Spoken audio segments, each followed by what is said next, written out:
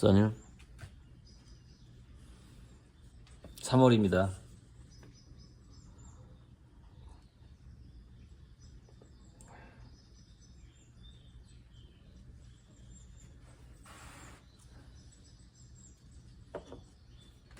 노트북 앞에서 뭐 먹을 때 진짜 조심해야 돼.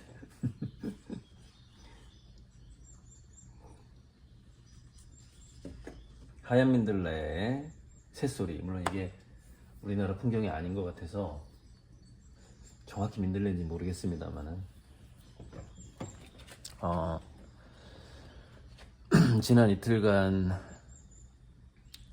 쉘링의 책을 4권 정도를 훑어봤어요. 그래서 놀라운 것들을 많이 발견했는데, 쉘링보다 약 거의 80년에서 100년 전에 뉴턴이 있었고, 쉘링 이후에 약 8, 90년 후에 막스 플랑크가 태어나요. 그러니까, 그리고 이제 토마스 영에 대해서는 얘기를 했고, 1807년에 최초의 이중술 실험이 있었고, 빛이 입자라고 예전에 제가 광학에 대한 책을 볼 때 엠페도클레스라는 대단한 사람이 있었고, 엠페도클레스가 사원소설을 얘기를 했단 말이에요. 그러니까 우리가 철학의 시작을 탈레스인가? 그 사람으로 보는 이유가 있어요. 뭐냐면은 더 근원적인 뭔가를 찾는 거거든요. 이 현상에 대해서. 그걸 찾기 시작하는 순간 그게 이제 철학인 것이니까. 어쨌건 쉘링의 책에서 나중에 이제 사진 찍어서 영상 찍을 건데 놀라운 얘기를 합니다. 중력과 빛에 대해서 얘기를 해요, 쉘링이. 그러니까 이제 괴테가 또 쉘링을 좋아해서 쉘링을 본대학이었나 철학 교수로 이렇게 추천을 합니다. 천재는 천재를 알아본다고 괴테가 쉘링을 좋아했던 거예요. 그런데 중력과 빛에 대해서 얘기를 하는데 블랙홀이라던가 중력에 의해서 빛이 휜다거나 이런 얘기는 안 하는데 흡사한 얘기를 합니다. 흡사한 얘기를. 그래서 깜짝 놀랐는데 그리고 이제 뭐 헤겔 철학, 칸트 철학, 스피노자까지 다 비판을 하고 그러니까 쉘링이 봤을 때는 이 신이라는 절대자의 존재가 너무 논리적인 거예요. 자기가 봤을 때는. 근데 칸트라든가 헤겔 같은 사람들은 그거를 논하면 안 된다라는 거예요. 그거는 철학이 아니다 이렇게 생각을 하는 거고. 근데 그 절대자라는 존재를 논리적으로 철학의 범주 안에 집어넣으려고 하는 거고, 쉘링은. 그런 논란 중에 이제 헤겔이 쉘링을 비판을 하고 그때부터 잊혀진 철학자가 되는데, 그래서 그 쉘링 철학자의 100년 전에 뉴턴의 만유인력이 있었다라는 것을 이제 새삼 책 속에서 봤는데, 중력과 빛의 관계에 대해서 거의 물론 약간 옛날스럽게 말을 하긴 하지만 거의 뭔가 이 사람이 그 관계를 알고 있었구나라는 느낌을 받았어요. 그 부분을 읽으면서. 쉘링은 나도 최근에 발견했고, 왜 발견하게 됐냐면은 양자인문학, 양자미리학 강의를 하다 보니 진선미를 그리고 허구의 허를 그렸단 말이에요. 그래서 저는 이제 그동안 쭉 공부해온 하나의 저만의 이 집대성한 원이란 말이에요. 근데 분명히 나처럼 생각하는 사람이 세상에 또 있을 텐데 라는 생각을 한 거예요. 그래서 키워드를 막 집어넣어가지고 저처럼 생각하는 사람들을 찾아본 거예요. 그랬더니 가브리엘이라고 쉘링이 나오는 거예요. 그래서 한 번 더 들어가 봤더니 아직 가브리엘은 사고방식이 어려요. 그러니까 이런 게 있습니다. 젊고 똑똑한 철학자나 과학자가 있을 수 있어요. 그런데 참 나이라는 게 숙성되지 않은 게 있어요. 그런 게 있습니다. 아무리 걔가 천재라 하더라도. 그래서 저는 셜링의 책을 보면서 제가 대학교 다닐 때 한참 막 주변에 선배들이 막 비트겐슈타인 공부하고 그랬었는데, 뭐 말할 수 없는 것은 말하지, 뭐 논하지 말아라, 뭐 이런 명언으로 아주 유명한데, 전 그게 틀렸다라는 걸 알게 됐어요. 그러니까 그것이 논리적이지 않을지라도 자기가 확신이 와, 이게 그게 맞는 것 같아. 그럼 일단 말을 해야 되겠구나. 야, 이게 셜링은 비판을 받으면서도 자기 하고 싶은 말을 한 거거든요. 근데 그것이 200년 후에 이 양자역학, 양자장 이론이 나오면서 그 셜링의 말들이 일단은 저에게 재조명을 받은 거예요. 그 셜링을 양자철학의 원조라고 지칭한 사람은 저예요. 아마 전 세계에 없을 수도 있고, 물론 제가 더 찾아봐야 되겠지만, 일단은 막 철학자에 대해서 수많은 사람들이 논하잖아요. 유튜브에 영상이 올라가 있지만 저처럼 분류하고 평가하는 사람은 없으니까.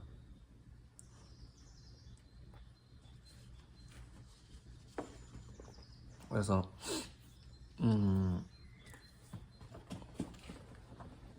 앞으로 좀 셜링이라는 사람이 조명을 받을 것 같고, 토머스 영이 빛의 파동설을 정립한 게 200년 전이니까 어쩌면 빛이 입자냐 파동이냐라는 그 논란이 있었던 시기, 한창이던 시기, 200년 전이 양자역학의 출발점이다라고 볼 수 있겠다는 생각을 했어요. 100년 전이 아니라 200년 전이다. 그리고 토머스 영하고 셜링은 딱 2살 차이 나고, 그래서 그때 시작했구나라는 재밌는 이런 어떤 과거의 철학이나 과학의 역사를 이렇게 보면은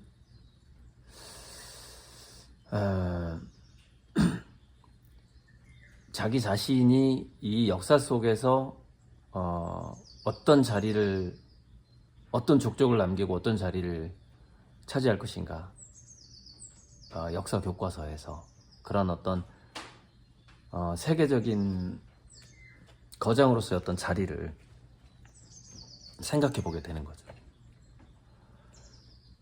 그래서 제가 뭐 중고등학교 때부터 생각했던 대로 백남준이라는 한국 예술은 아니죠. 국적이 한국인 예술이죠. 네. 한국인 예술의 거장이 있었고, 그 백남준을 어떻게 내가 능가할 수 있을 것인가를 늘 고민했던 것이 뭐 10대, 20대, 10대 때부터 고민을 한 거죠.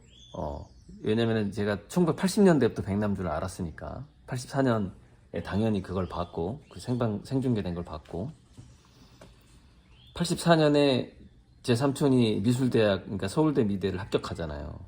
83년에 중앙대 갔다가 그만두고 서울대 동양학과를 들어가는데, 그리고 그 이후에 그 이유가 아니라 제 기억엔 그 전부터 삼촌이 개간미술을 봤어요. 그러니까 저는 아마 초등학교 5학년 때부터 개간미술을 본 것 같아요. 월간미술을. 되게 그때는 유화가 많았고, 그러니까 1983년경에는, 그러니까 이제 83년에 중앙대 미대를 한번 시험을 쳤잖아요, 삼촌이. 그러니까 개간미술 뭐 계절마다 하나씩 1년에 4권 나오는 건데, 그거를 이제 그 미대 지망생들은 보게 되죠. 큰 부담은 없으니까. 그래서 개간미술이 쌓이기 시작하는 거죠. 쭉 책꽂이에 꽂혀져 있는 거죠, 이렇게. 그래서 뭐 1990년 되면 엄청나게 많이 쌓여 있죠. 1년에 4권이니까.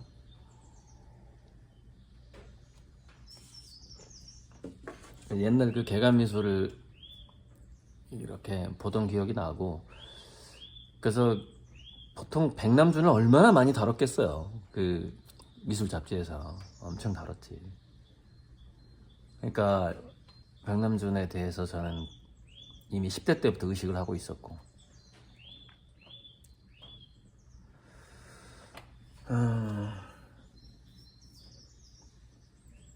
그래서 결국에 지금은 화가의 범주 안에 머물러서는 대가가 될 수 없는 이미 그런 시대가 됐다고 생각을 해요.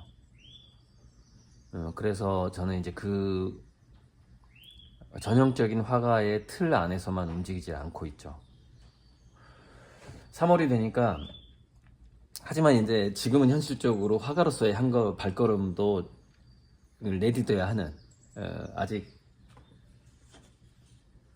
화가로서도 많이 부족하니까 그 다음은 그 다음 문제인 거고.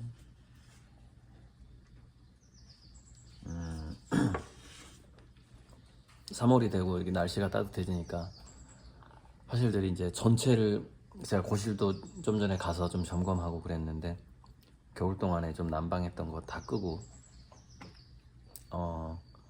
동파방지는 껐는데 어쨌건 하나가 더 있더라고요. 하나를 더 껐는데, 그러고서 이제 8월달 개인전에 대한 부담감이 3월 되니까 이제 확 밀려오네요. 3, 4, 5, 6, 7 5달 동안에 이걸 해야 되니까. 그래서 밑작업을,